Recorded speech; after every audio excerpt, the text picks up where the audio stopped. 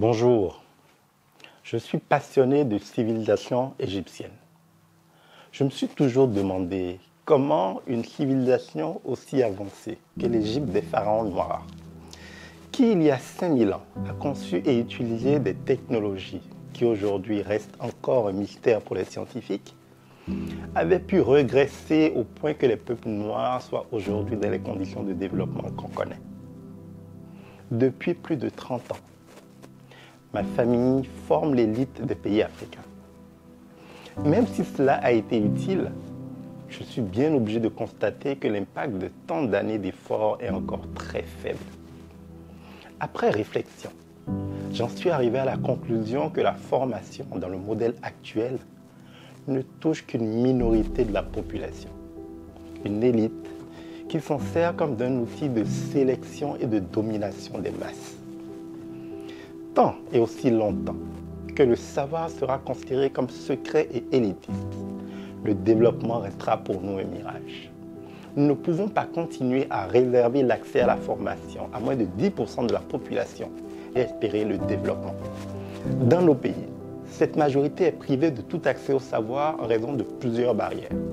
D'abord la langue, parce qu'à défaut de pouvoir lire, écrire, parler en français ou en anglais, il n'est quasiment pas possible de se former. Une aberration à un moment où le savoir est en vente et disponible gratuitement sur Internet.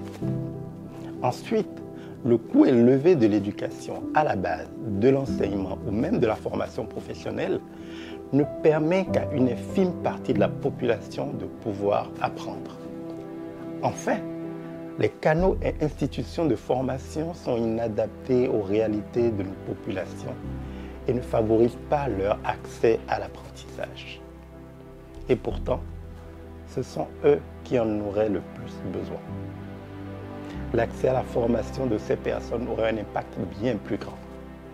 Au lieu de cela, cette majorité que j'appelle les marginalisés du savoir est par la faute du système actuel incapable de se former suffisamment pour vivre autre chose qu'une vie de misère, condamnés à chercher dans les formels comment se nourrir au quotidien, incapables de se projeter pour influencer leur développement personnel et celui de leur environnement.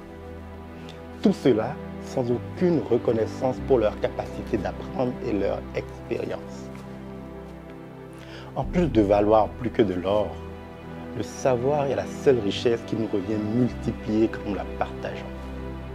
Les scientifiques occidentaux ont utilisé la connaissance de l'Égypte antique pour dominer le monde parce qu'ils ont donné à tous la possibilité d'accéder à ce savoir. Nous devons nous aussi revenir à une économie du savoir. C'est à ce prix, et à ce prix seulement, que nous pourrons amorcer pour les générations futures le changement de mentalité indispensable à notre salut. Si ce contenu vous a plu, likez ou laissez un commentaire. N'oubliez pas de vous abonner et d'activer la cloche de notification. À bientôt!